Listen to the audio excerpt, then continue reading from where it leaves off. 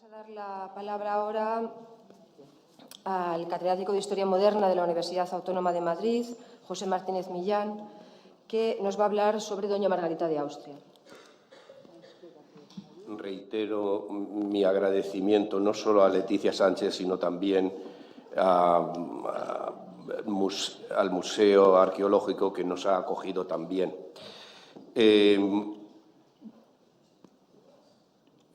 Realmente no me voy a tener a papeles porque si no sería muy largo, así que les voy a decir, les voy a explicar cuál es el papel y la importancia de Margarita de Austria, esposa de Felipe III, si es que tuvo alguna importancia.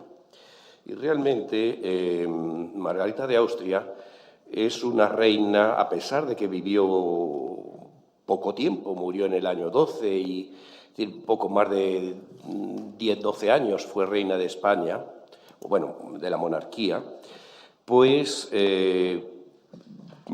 realmente es una reina clave y es muy importante. ¿Por qué? Pues porque fue la primera reina de la monarquía católica, la primera reina de la monarquía católica. Pensarán ustedes, bueno, oiga, que la monarquía católica viene por lo menos de los reyes católicos, pero no. Los reyes católicos eran reyes católicos. Carlos V también era emperador y también rey católico, y Felipe II era rey católico. El término o el título de rey católico se lo dio Alejandro VI a Fernando de Aragón y a Isabel de Castilla como reyes católicos, pero era un título para contrarrestar la influencia y el poder que tenía en Roma los reyes franceses. Francisco I era rey cristianísimo. Los reyes de Francia eran rey cristianísimos. Y el título de rey católico, Alejandro VI, que estaba realmente aprisionado por los franceses y por los italianos, pues acudió a Fernando el Católico concediéndole este título. Ahora bien, una cosa es rey o reyes católicos y otra cosa es monarquía católica. Monarquía es toda la estructura y todos los reinos. Y monarquía católica yo no me he encontrado, ni creo que ustedes tampoco se encuentren, en ningún archivo, ni en ningún tratado, ni en ninguna cosa impresa o documento impreso monarquía católica durante el siglo XVI.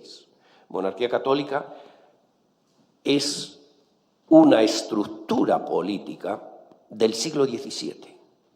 Del siglo XVII. Ya se habla de monarquía católica.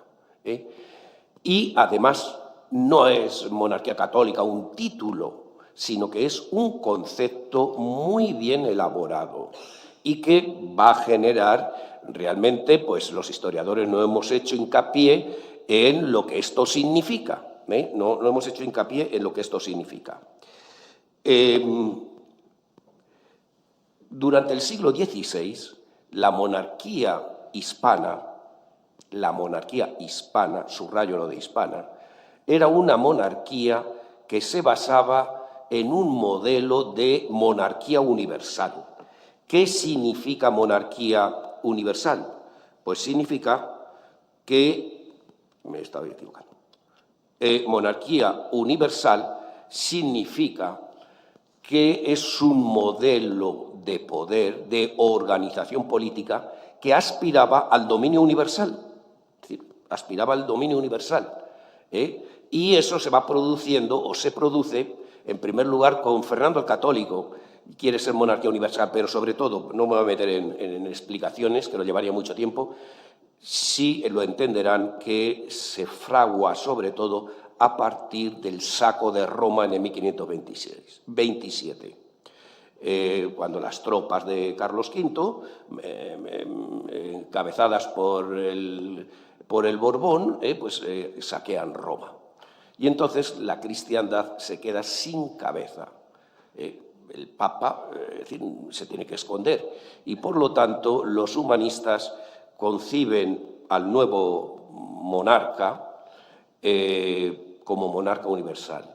la idea de que el emperador va a ser un gran pastor que apacienta las ovejas es el cristianismo. Por lo tanto, estaba legitimado para conquistar y poner orden en toda la cristiandad y expansionar la cristiandad. Esa es la idea. Desde este punto de vista, ustedes comprenderán que ¿dónde aparece el Papa? El Papa no aparece. Es decir, la autoridad del Papa resulta que está subordinada a la del monarca universal, y el monarca universal puede conquistar todo. Por lo tanto, está subordinado. Para los que hayan estudiado arte, yo no soy un especialista en arte, pero sí, por ejemplo, estoy recordando los cuadros de Tiziano, creo recordar, la gloria del emperador, y cuando Felipe II, tras la batalla de Lepanto, ofrece a su hijo Diego, creo recordar, a Dios, a la Trinidad. Y ahí, entre el emperador y Felipe II, depende de los cuadros, y la divinidad, no hay nadie. Es decir, el Papa se ve en uno de los cuadros ahí medio en gris, pero realmente es la relación directa. Está reflejando un tipo muy claro de lo que es la monarquía universal. Hasta tal punto que, bueno, Felipe II se lo tomó muy en serio de monarquía universal y no solo conquistó América, sino que quería conquistar también China y dar la vuelta al mundo. O sea que, y fue una cosa real. Pero eso es lo importante. Ciertamente, durante el reinado de Carlos V, pues Carlos V era emperador, y la idea imperial y la idea de monarquía universal están basadas en presupuestos distintos, pero en la práctica es un poder universal. El emperador es un poder universal, pero tiene por encima al Papa, que es el que lo unge, lo nombra. Mientras que monarca universal no admite por encima al Papa. Cuando muere Carlos V, Felipe II ya no es emperador. Y entonces aparece como monarca universal. Como monarca universal. ¿Y qué significa? Pues que evidentemente tiene que expansionarse, tiene que mantener en orden la cristiandad, y es más, su actuación política lo hace justificando en que es el monarca universal. Hasta un humanista como era Benito Arias Montano, se le pregunta cuando surge la guerra, la revolución contra Flandes, bueno, en los Países Bajos, le pregunta a Zayas, le dice, ¿qué debe hacer el rey? O sea, ¿qué aconseja de que debe hacer la batalla? ¿No? Y dice Benito Arias Montano, usted es el monarca universal, lo que haga él es válido, lo tienen ustedes, estas cartas están escritas y es una confesión, fíjense ustedes, y es humanista, todo progresista, pero que dice, es el monarca universal. ¿En qué se basa que Felipe II dice, yo soy el monarca universal, ya no soy emperador, pero es que me trae sin cuidado el imperio, soy superior al imperio? Por lo tanto, el imperio siempre está también sometido a Felipe II. ¿Y en qué se basa? Pues en algo tan simple como que yo puedo más. El ejército y la fuerza de Felipe II, de la monarquía hispana, estaba por encima de todo. Y como se podía más, aquí todo el mundo a callar. Y así se expansionó, y así es la política de Felipe II. Evidentemente, como ustedes pueden comprender, esto va, bueno, Felipe II hace una monarquía universal fundada en los ideales de Castilla, que era su reino preferido. Entonces, la justificación política, la justificación religiosa, todo en base a Castilla. El espíritu castellano es el que se va a implantar en América, el que se implanta en el Pacífico, etc. Evidentemente, como ustedes pueden comprender, hay un problema muy grave. Primer problema, porque es un problema, pero hay varios elementos que están implicados. El primer problema es el papado. El papado no puede admitir que esté utilizando la religión y resulta que el Papa esté subordinado a Felipe II. Y, en segundo lugar, los nobles periféricos, incluso algún noble castellano. ¿Por qué? Porque los nobles no están en el poder, y sobre todo la periferia son los castellanos los que están ahí con su espíritu. Por lo tanto, van a estar intrigando. Ya Felipe II es un rey ya mayor y todo el mundo está esperando que se muera. Y evidentemente desde el papado, a través de sus nupcios y esto, comienzan a ganar al sucesor, que es el futuro Felipe III, y a cambiar de mentalidad dentro de la sociedad castellana. ¿Cómo? Imponiendo una religiosidad radical. La religiosidad radical es los descalzos, la religiosidad descalza. Ya sé que me pueden decir ustedes, hombre, Felipe II es el rey más católico, apoyó a Santa Teresa que era descalza, pero como ustedes sabrán, la reforma de Santa Teresa no lo aceptó el Papa. Los carmelitas de Santa Teresa solo existen en España, no fuera. El Papa Clemente VIII creó una nueva orden de carmelitas descalzos que fueron los que se propagaron por todo el mundo. ¿Y por qué no los admitió el Papa? Porque sabían que estaba bajo el control de Felipe II. Dicho esto, había, por supuesto, gente que quería que esto cambiase, empezando por el pontífice. Y, en consecuencia, he aquí que han rodeado al príncipe Felipe III con gente que está en buena relación con el papado y con gente que está en buena relación, llamémosle en general, con la nobleza periférica de otros reinos. Ahora había que buscarle al rey, había que buscarle al nuevo rey una esposa. Y esa esposa, después de mucho jaleo, va a ser Margarita de Austria. Y evidentemente, ahí evidentemente la esposa pues tenía que ser, todo el mundo está pendiente a ver quién puede influir. Felipe II quiere que venga una esposa de su dinastía, pero evidentemente que venga ella sola, para meterle de consejeros a gente castellana. El papado, que había aguantado durante todo el siglo XVI la subordinación a la monarquía española, por todos los medios quiere que, evidentemente, sea una esposa adepta, es decir, que siga a Roma y que siga una espiritualidad y una política, no solo religiosa, sino política en general, de acuerdo a Roma. Y, finalmente, los nobles intentan lo mismo, es decir, que sea una mujer que no se vuelva castellana, bueno, entre comillas, no de castellana, sino que evidentemente tenga otra ideología. Por lo tanto, la elección de Margarita de Austria, ahí todo el mundo intervino, y no fue casual. Realmente, Margarita de Austria, Roma sabía que llevaba las de ganar. ¿Y por qué se veía que llevaba las de ganar? Porque Margarita de Austria había sido educada en el imperio de acuerdo con las ideas radicales, digamos, descalzas. La descalcez es algo típicamente español, pero ideología o religiosidad radical es lo mismo. Por lo tanto, había sido educada nada menos que con los jesuitas, que eran los más radicales en Graz. Había nacido en Graz y evidentemente por allí habían sido educados. Por lo tanto, Roma sabía que el espíritu de la nueva reina era de acuerdo o estaba de acuerdo con los intereses romanos. Y, en consecuencia, pues tenemos que, por ejemplo, Felipe II, antes de morir, pues dijo, bueno, se traía a Richard Haller, el confesor jesuita, que no era un jesuita cualquiera, que era la rama más radical. Y, evidentemente, Felipe II dijo que no. Mientras que Margarita de Austria, a pesar de ser jovencita y tal, dijo que sí. Y, efectivamente, se lo trajo.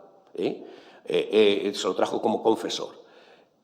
Todo lo que le decía el padre Haller cumplía Margarita. Y, por lo tanto, la nueva mentalidad va a ser completamente distinta.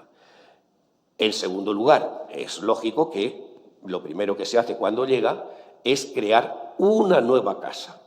La profesora López Cordón ha hablado de las ordenanzas de la casa de 1603. Fíjense ustedes, y es importante que se le da una autonomía a la reina, que estas ordenanzas, la Casa de 1603, ya va a llegar hasta los Borbones inclusive. ¿Por qué? Pues porque se funda, tiene un espacio independiente, poderoso. Les voy a dar un dato. La Casa Real o la Casa de la Reina se componía de diversos apartados. No piensen que es como ahora, que es solo lo doméstico. Entre los apartados que tenía la Casa Real era la caballeriza. La reina tenía sus propios caballos, sus propios carrozas, etc. Pues bien, la caballeriza de la reina Margarita era el doble en número de caballos, en número de gasto y todo, que el rey de Inglaterra.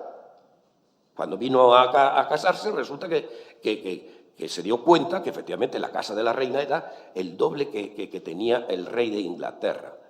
No digo ya Felipe III, que era pues el cuádruple sería, vamos a decir, de grande, para que vean ustedes la importancia. Y, en segundo lugar, evidentemente, se rodea la reina de facciones cortesanas filorromanas, es decir, partidarias o en conexión con Roma. Y, por si algo faltase, evidentemente defiende la espiritualidad descalza. El convento que funda de la Encarnación es su buena justificación. ¿Qué es lo que pretendía o qué es lo que se funda a partir de Margarita? Pues Margarita va a contribuir decisivamente a formar lo que se denomina la monarquía católica. Y la monarquía católica es un concepto político. No es un título, sino es un concepto político. Y para eso se lleva un proceso grande. Podría hablar de muchas cosas, de en qué consiste este proceso político. Pero uno muy importante y esencial va a ser la unión, el destacar la dinastía, los Habsburgo, la dinastía Habsburgo. Estamos hablando de que efectivamente siempre estas reinas, la dinastía, pero no, en este caso es algo especial. ¿Por qué?